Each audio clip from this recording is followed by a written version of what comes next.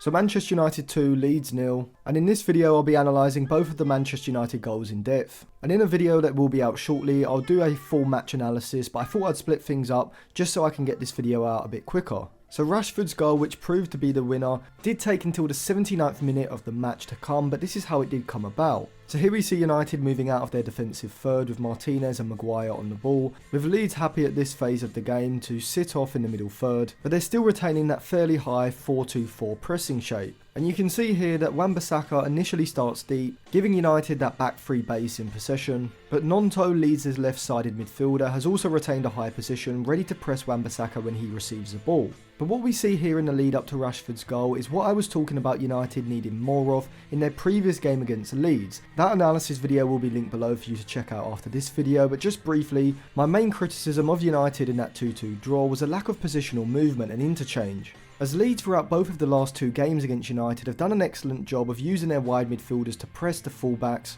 and essentially their man-to-man pressure on United's back three in possession and the cutting of the passing lane into the deep single pivot, which in both games was Sabitzer, has been hugely successful in stopping United being able to progress the ball through the centre of the pitch in the middle and final thirds. But as the move goes on and United circulate the ball across the back line, you see that Wan-Bissaka advances from that deep position in the back three, pulling wider and pushing up the flank. Now at the same time as this, you can see Sabitzer from midfield starts dropping deeper, beginning to drop into the space that Wan-Bissaka has vacated. And so on the Leeds left, Gnonto is left with a dilemma. Either he can continue to hold a high and narrow position and look to press Sabitzer, which will stop United being able to progress the ball out wide of Leeds' front two. However, in doing so, he would be leaving Wan-Bissaka free on the right flank. But because Gnonto has been specifically asked to man press Wan-Bissaka, he is more inclined to follow Wan-Bissaka's movement up the flank, which he does. And so this pushes him back from the forward line into the midfield line, and therefore giving United, but Sabitzer in particular,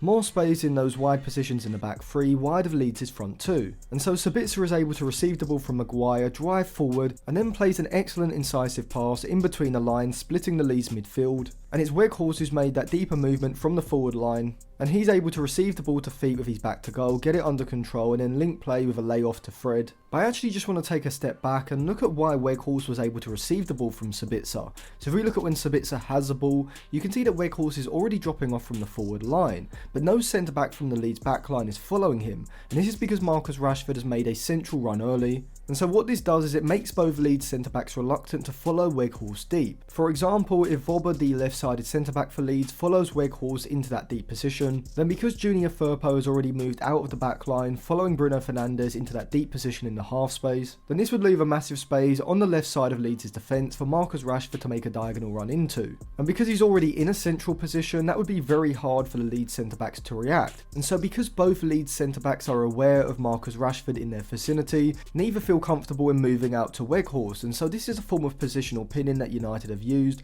using Marcus Rashford's position, even though he doesn't receive the ball until later on in the move, to essentially free up Weghorst. And so because of this, Weghorst has dropped deep. Now if this was a different player such as maybe a Harry Kane or even a Marcus Rashford himself dropping off from the forward line, you'd back him to maybe receive the ball on the turn and get driving at the defence straight away, because obviously they haven't got a centre back on their back. However, this isn't really Weghorst's game. He is much more of a back to goal player, and so like someone like Olivier Giroud, he receives the ball under no pressure from behind, is able to control it and then link the play. And so after Fred is able to receive the ball in the centre of the pitch, he plays it into Fernandes, who bounces it back to Sabitzer in this position, which I do like to call the quarterback position, as from here not only does Sabitzer have the time and the space to get the ball out of his feet, but because of the angle where he's positioned, there are a number of potential passing lanes that open up, certainly a lot more than if he was to receive the ball in a more central congested position. As you can see here, as Sabitzer is about to receive possession, United still haven't managed to break through Leeds' defensive shape, and they still have possession in front of the midfield and front lines,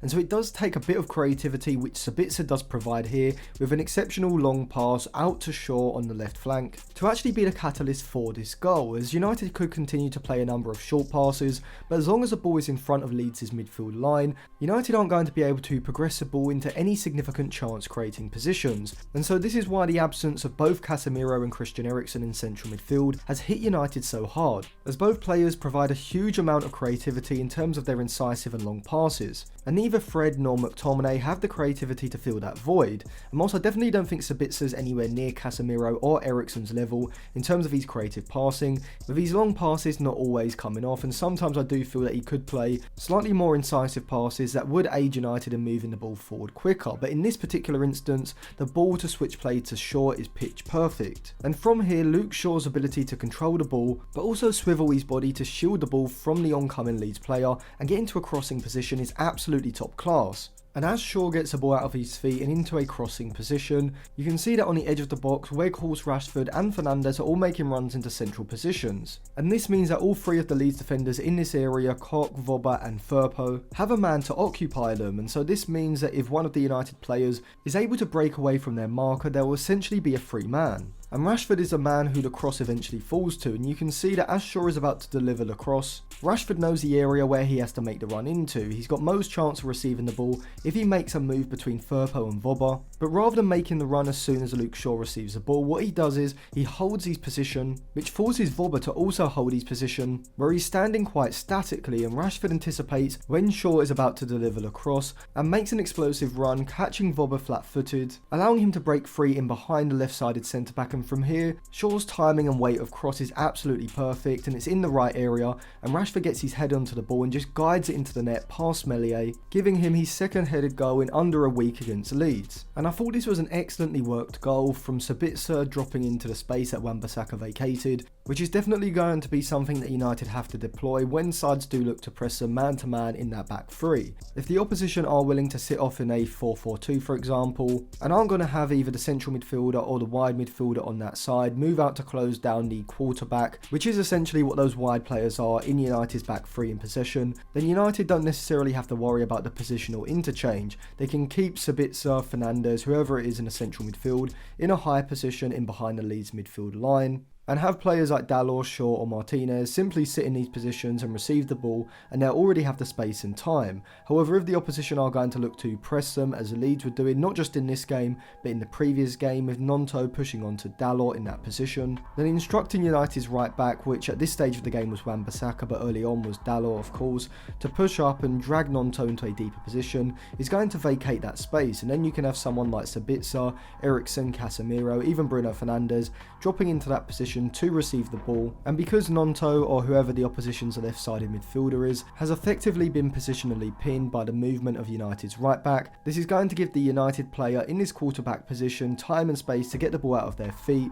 and if they had the incisive or long passing ability to take advantage of this, this is going to allow United to progress the ball into the final third a lot more efficiently, as we saw in this move with Sabitzer's long pass to switch the play over to Luke Shaw. But from here, I think we really see the individual quality of both Luke Shaw and Marcus Rashford, with the weight and precision of Luke Shaw's cross giving Rashford the best opportunity to simply guide the ball into the far corner, but it was Rashford's poacher-like instincts to get into that position in the first place, which is the main reason why we are seeing him score so many goals, from simply holding his position in central positions and being able to finish from close range first time as he did against Crystal Palace and Manchester City, to getting into these positions from crossing situations where he's able to just guide the ball past the keeper, which he's done in the last two games. And it's this improved goal scoring ability, not just his finishing but his awareness to get into these positions in the first place, which he has added to his game, and he's legitimately producing elite level output. And if he can sustain this over the next 6 to 12 months, then I think you'd have to put Rashford down as one of the best players in world football. So that was an analysis video of United's first goal in this game. I am going to be trying to put together an analysis of Garnacho's goal, which was the second goal in this game, but I'm also doing a full match tactical analysis as well, which should be out soon, so make sure you subscribe to the channel and click the bell so you get notified when those two videos come out. Give the video a like, check out some of my other videos which will be linked in the description, put your thoughts on the goal in the comment section, and you can follow me on Instagram and Twitter for more content as well.